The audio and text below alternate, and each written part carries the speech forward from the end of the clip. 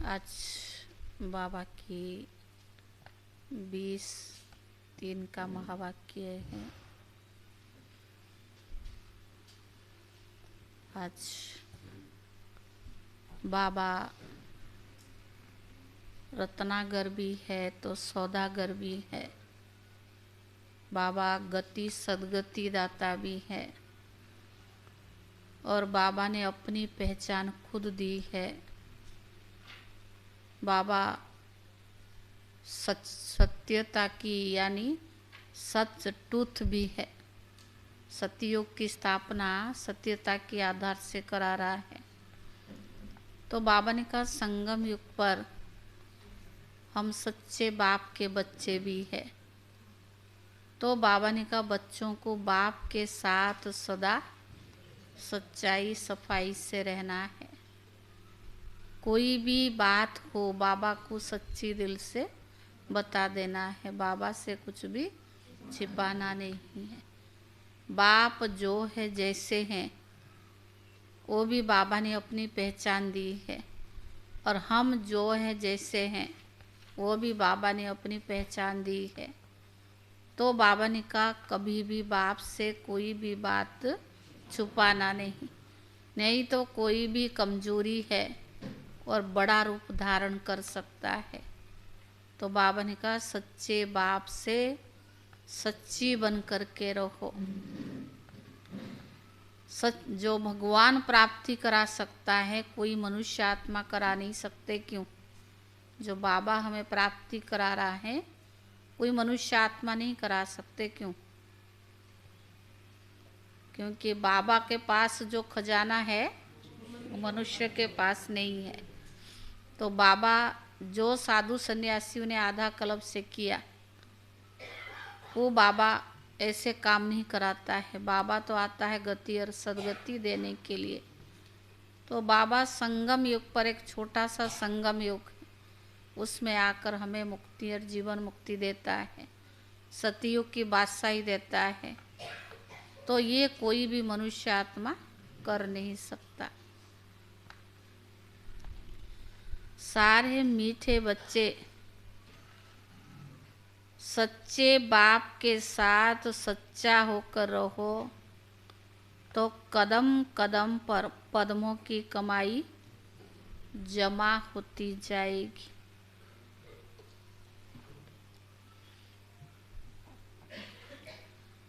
मीठे बच्चे सच्चे बाप के साथ सच्चा होकर के रहो तो कदम कदम पर पद्मों की कमाई जमा होती जाएगी। प्रश्न है कौन सी प्राप्ति भगवान के सिवाय दूसरा कोई करा नहीं सकता? गति सदगति।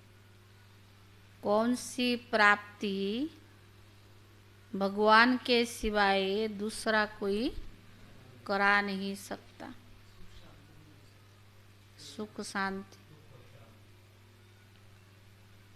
उत्तर है मनुष्य को चाहना रहती है कि हमें शांति व सुख मिले।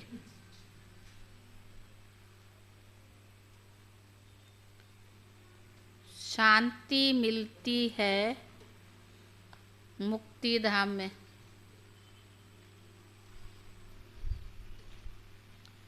शांति मिलती है मुक्ति धाम में और सुख मिलता है जीवन मुक्ति में। शांति मिलती है मुक्ति धाम में और सुख मिलता है जीवन मुक्ति में।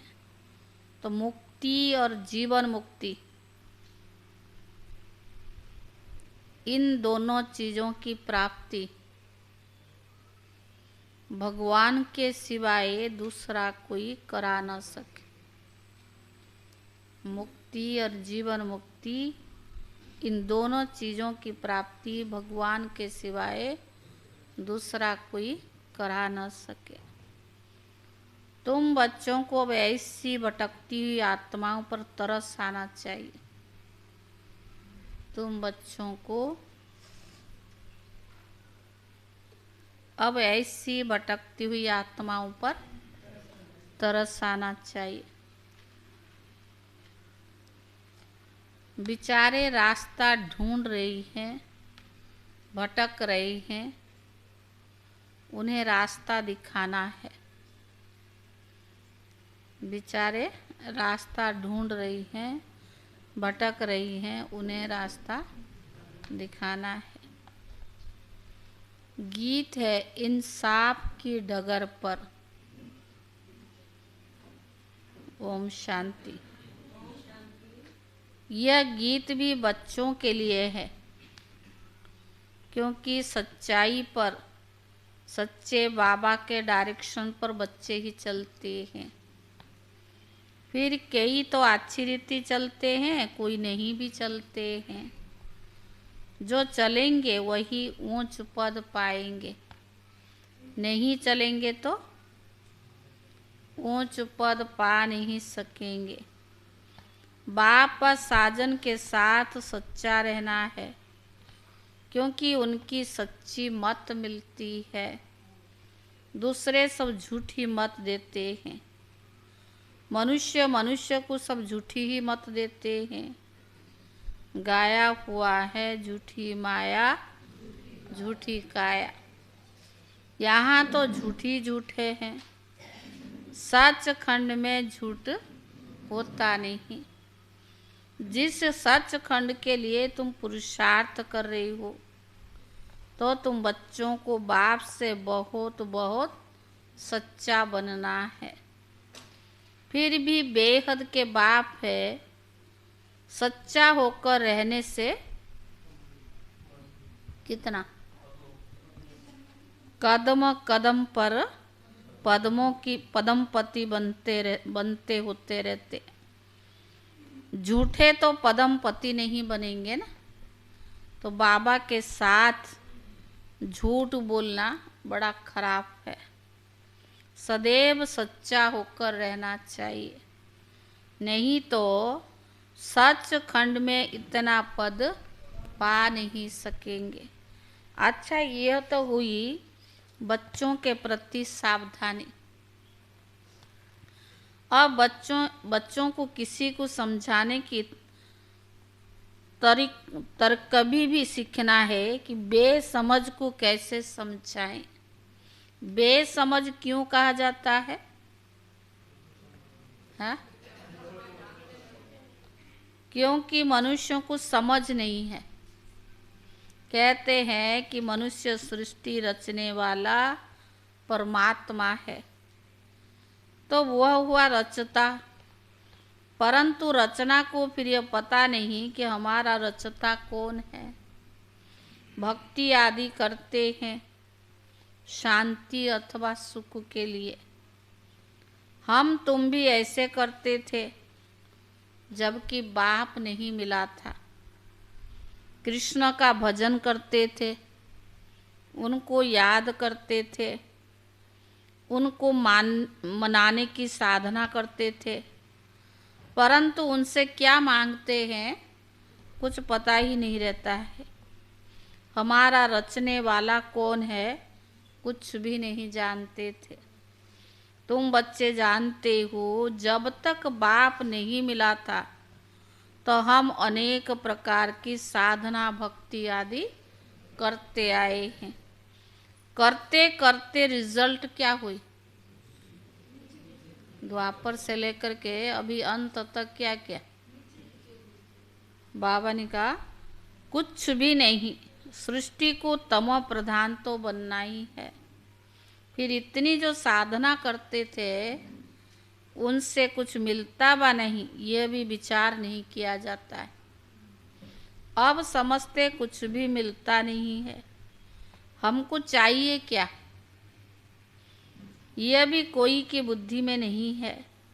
सन्यासी कहेंगे निर्वाण धाम में जाने के लिए हम साधना करते हैं, परंतु वह जिसको रास्ता का पता होकर आया हो तब तो रास्ता बता सकेंगे ना। और कोई को रास्ता बता न सकते। जो आते हैं उनको तो पुनर्जन्म लेना ही है, अंत तक पुनर्जन्म लेते आना है। जब तक सृष्टि का विनाश व सृष्टि रूपी झाड़ जर्जरीभूत हो, तब तक सबको यहीं रहना है। मनुष्य कईयों के लिए समझते हैं, फलाना जोत जोत में समाया, वैकुंठवासी हुआ, यानी स्वर्ग पधारा। अब वास्तव में स्वर्ग तो कोई पधारा नहीं है। स्वर्ग कहाँ होता है, निर्वाण धाम कहाँ होता है, वहाँ क्या होता है? तो बाबा ने कहा वहाँ जाकर फिर आना कब होता है कुछ भी जानते नहीं। तुम सब कुछ जानते हो, नंबर बार पुरुषार्थ अनुसार। कोई भी आए तो उनसे पूछना चाहिए तुम क्या चाहते हो। कोई भी आए तो उनसे क्या पूछना चाहिए, तुम क्या चाहते हो। गुरु करते हो तो दिल से चाहना क्या है। अगर गुरु भी किया है तो दिल से क्या चाहना है। वास्तव में उनकी चाहना को तुम ब्राह्मण ब्राह्मणियां जानते हो। चाहना क्या रखनी चाहिए, किस बात की चाहना रखनी है, यह भी कोई जानते नहीं। यहाँ कुछ अच्छा नहीं लगता है तो इनसे छुटकारा पाने के लिए साधना करते हैं। अब जाने के लिए धाम है दो। कौन सी दो धाम? एक निर्वाण धाम, एक शांति धाम। वहाँ आत्मा, निर्वाण धाम ही तो शांति धाम है ना, और नाम तो दो है ना। वहाँ निर्वाण धाम और शांति धाम, वह है शांति, वही एक ही है। निर्वाण धाम और वह है शांति धाम। वहाँ आत्माओं का निवास होता है। क्या तुम धाम में जाना चाहते हो, शांति धाम में जाना चाहते हो? तुम बच्चों को तरस पड़ना चाहिए, बेचारे भटकते रहते हैं, रास्ते को कोई जानते ही नहीं।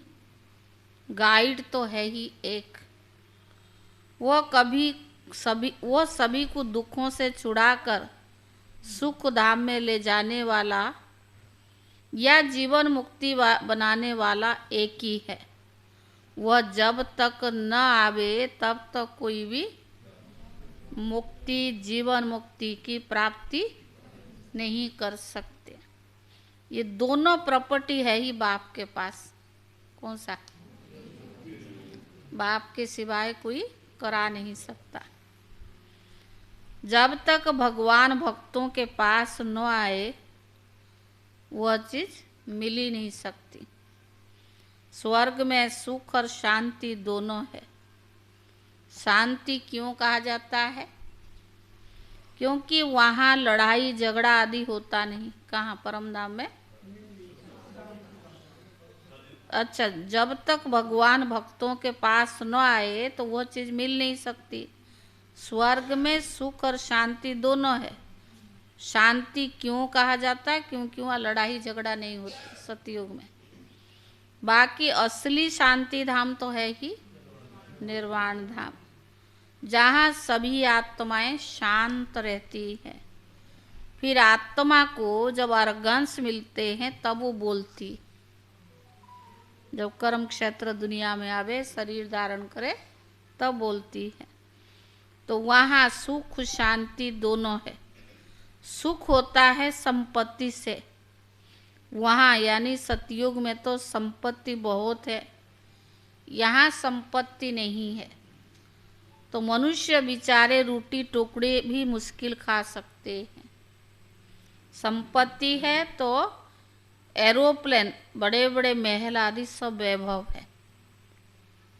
तो संपत्ति भी चाहिए और शांति भी चाहिए, निरोगी काया भी चाहिए। ये तो सतयुग के सिवाय कहाँ होता नहीं ना। यह सब देने वाला एक बाप है। समझाया जाता है यह कलयुग है दुखधाम, नई दुनिया है सुखधाम। वहाँ दुख होता नहीं, पवित्रता सुख शांति वहाँ सब है। दूसरा है मुक्ति धाम, वहाँ कोई सदैव रह नहीं सकता, पुनर्जन्म ले फिर पाठ जरूर बजाना है। परम धाम में जब तक रहते हैं तब तक, परम धाम में तब तक रहते हैं जब तक पाठ में आए। माना कोई 84 जन्म भी लेता, कोई 82 लेता, कोई मिनिमम 1 जन्म, तब तक तो रहना पड़ेगा ना परम धाम में। सच्चे स्वीट हमको याद करते हैं। नाटक में हमेशा नंबर्स की लिमिट होती है। फलाने ड्रामा में इतना एक्टर्स है, यह तो अनादि बनी बनाया ड्रामा है, लिमिटेड नंबर है। भारत में 33 करोड़ देवताओं की लिमिट है। इस समय बहुत कन्वर्ट हो गए हैं। तो पहले पहले जब कोई आए तो उनसे पूछना है दिल में क्या आस है, तभी तो उनको समझावे ना। क्या चाहते हो? दर्शन से तो कोई फायदा नहीं, दर्शन करने से कोई फायदा नहीं। गुरु के पास कोई आस लेकर जाते हैं। एक तो आस रहती है कुछ मिले, आशीर्वाद दे, हम फलाने में जीते। कोई कहते हमको ऐसा रास्ता बताओ जो हम सदैव शांति में रहे, पाठ में आए ही नहीं। कार्तिक बंद कर देना पंखा। मन बड़ा चंचल है, बोलो शांति तो मिलेगी परम धाम में। एक है शांति धाम, दूसरा है सुख धाम, तीसरा है दुख धाम। तुम क्या चाहते हो? जब कोई आए तो उनसे पूछो, फिर हम बताएं कि यह साधना अथवा पुरुषार्थ करो। साधना व पुरुषार्थ एक ही बात है। भक्त तो साधना करते हैं और जगह जाने के लिए अथवा वापिस परम धाम जाने के लिए। मोक्ष तो कोई पा न सके, यह है बना बनाया ड्रामा। सन्यासी को फिर अपने सन्यास धर्म में आना ही पड़ेगा। क्रिश्चियन धर्म फिर क्राइस्ट द्वारा जरूर स्थापना होगा। सतयुग नई दुनिया में पवित्रता सुख शांति सब है। उनको कहा जाता है सुखधाम शिवालय, यह है वेश्यालय। तुम क्या चाहते हो? शांति चाहते हो? वह तो शांति धाम में मिलेगी, वह भी तब तक जब तक सुखधाम वालों का अर्थात देवी देवताओं का पाठ है। फिर तो नंबर वार सबको पाठ में आना ही पड़ेगा। तुम पुरुषार्थ करोगे कि हम बैकुंठ में जाएंगे। भारत बैकुंठ था, ये भीति देनी चाहिए। वर्षा तो बाप से ही मिलता है, वही आकर बच्चों को पहचान देते हैं।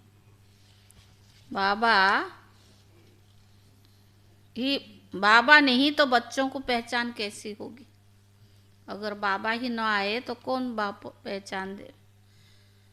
ऐसे तो है नहीं जो समझे कि हम भगवान के बच्चे हैं। अगर ऐसा कहें तो हम पूछेंगे बताओ भगवान क्या रचते? वह तो स्वर्ग रचते हैं, फिर तुम नरक में क्यों हो? धक्का खाते हो, फिर 84 जन्म तो बताने पड़े ना। भगवान ने तुमको स्वर्ग में भेजा, फिर तुम 84 जन्म लेते, अब नरक में आकर पड़े हो। अब 84 जन्म पूरे हुए। तुम ये नहीं जानते कि हम बताते तुम पहले स्वर्ग में थे, फिर 84 जन्म हो गए।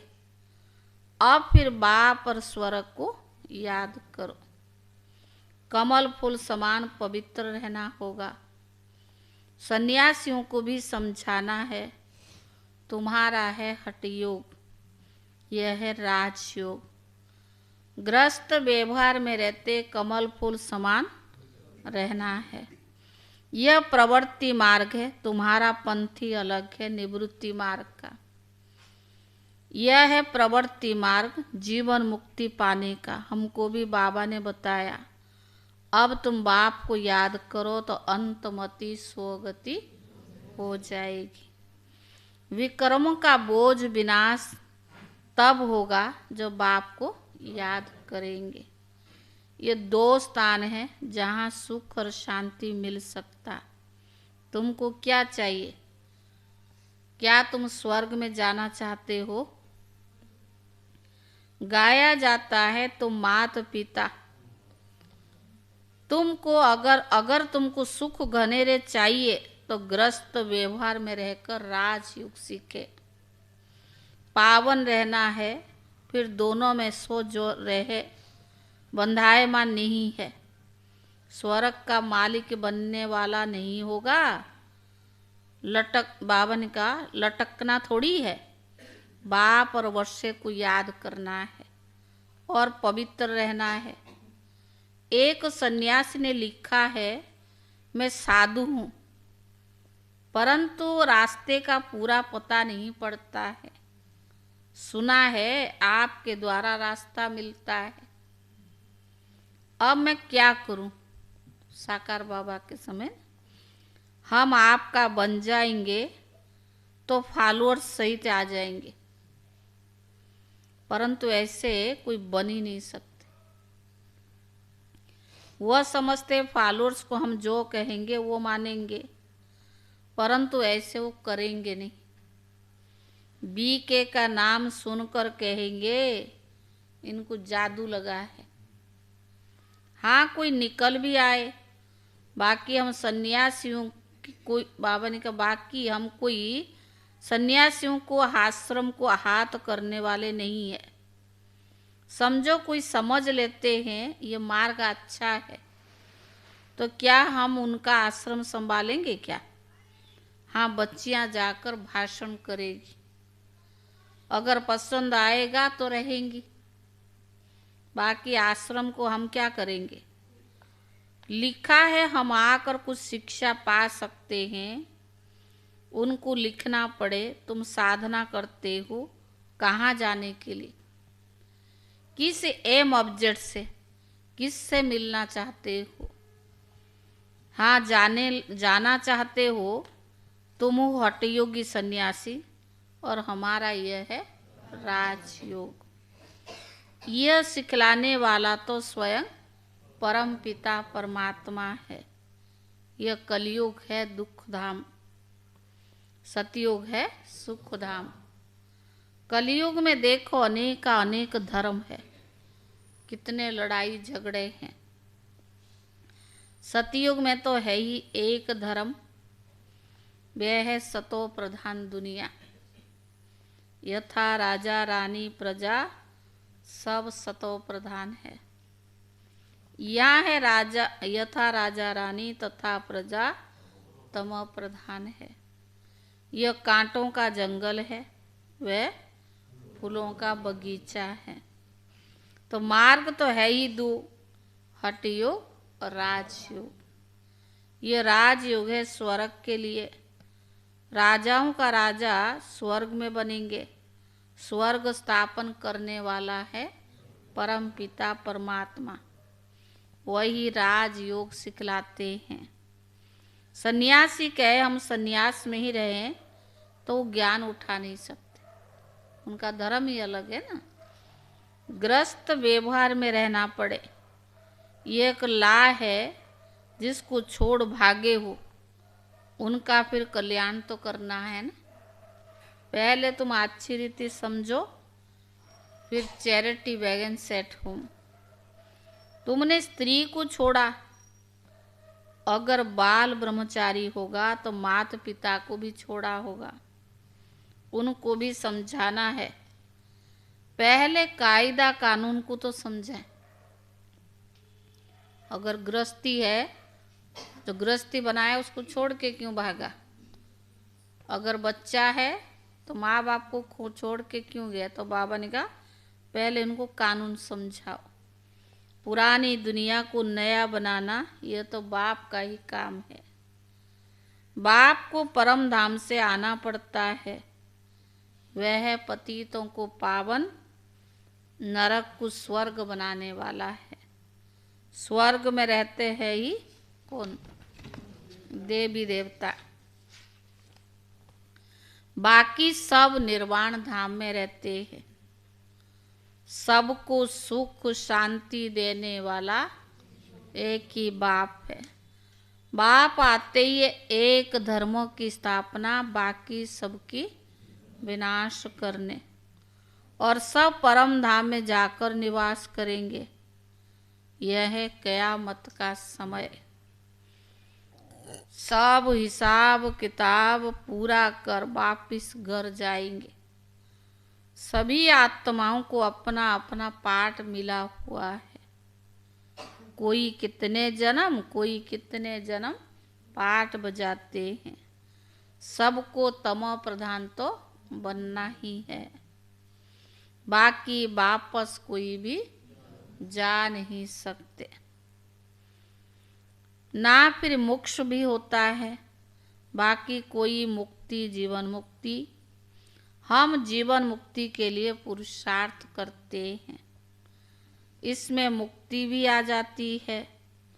तुम अगर मुक्ति चाहते हो तो अच्छा बाप को याद करो तो विकर्म विनाश हो, और तुम बाबा के पास चले जाएंगे।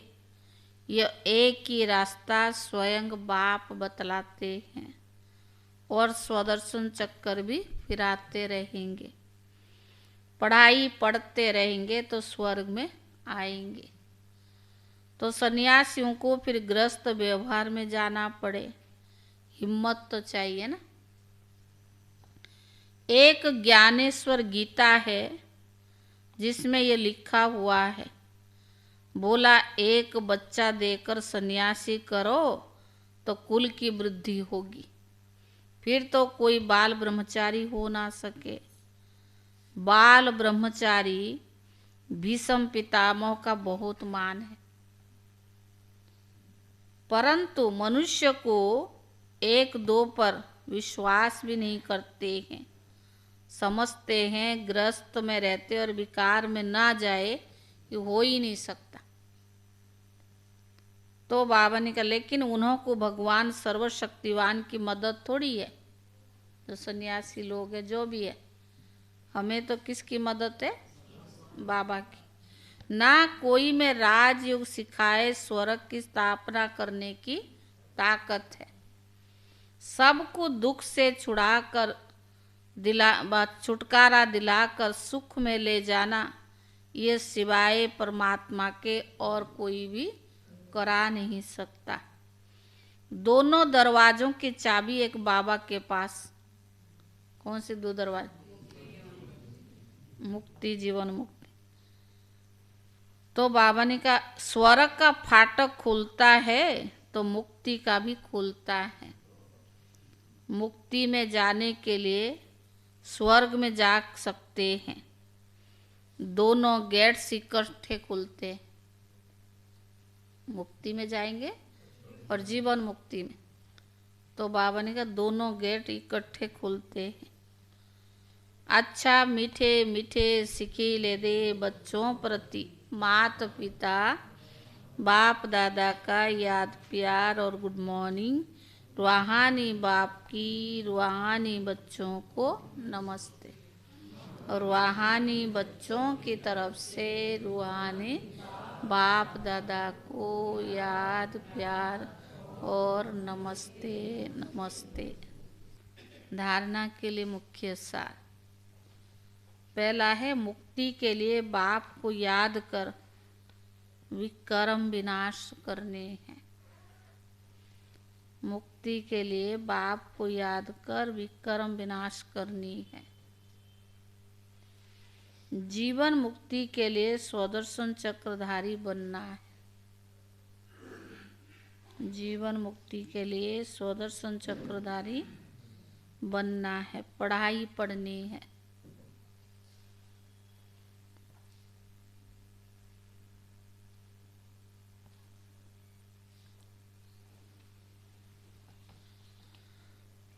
दूसरा, रहम दिल बनकर भटकने वालों को घर का रास्ता बताना है।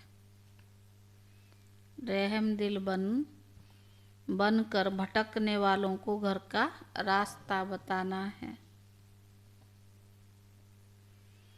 मुक्ति और जीवन मुक्ति का वर्षा हर एक को बाप से दिलाना है।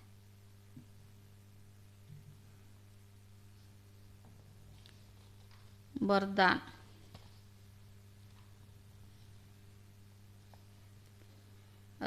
बाबा ने कहा वरदान में रूहानियत में रहकर स्वमान की सीट पर बैठने वाले सदा सुखी सर्व प्राप्ति स्वरूप भव। सदा सुखी सर्व प्राप्ति स्वरूप भव।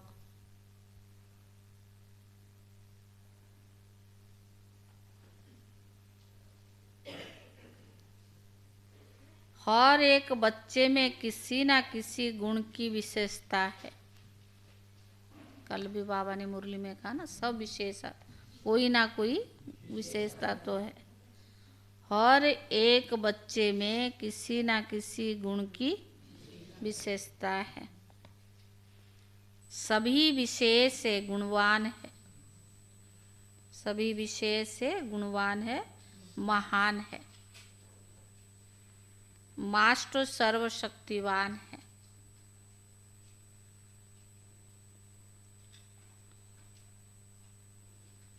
मास्टर सर्वशक्तिवान है।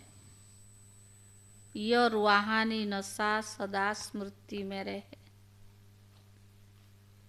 ये रूहानी नशा सदा स्मृति में रहे। इसको कहते हैं स्वमान। इसको कहते हैं स्वमान। इस स्वमान में अभिमान आ ही नहीं सकता।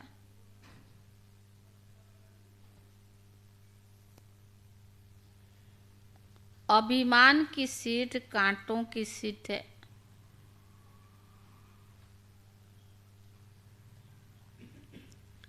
इसीलिए उस सीट पर बैठने की प्रयत्न नहीं करो।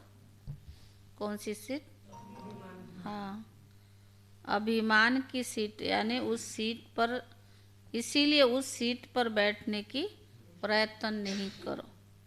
रूहानियत में रहकर स्वमान की सीट पर बैठ जाओ।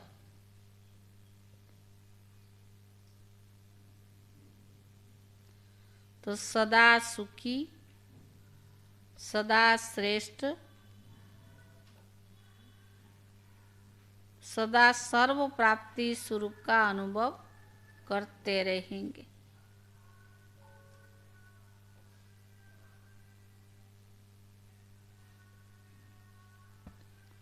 स्लोगन,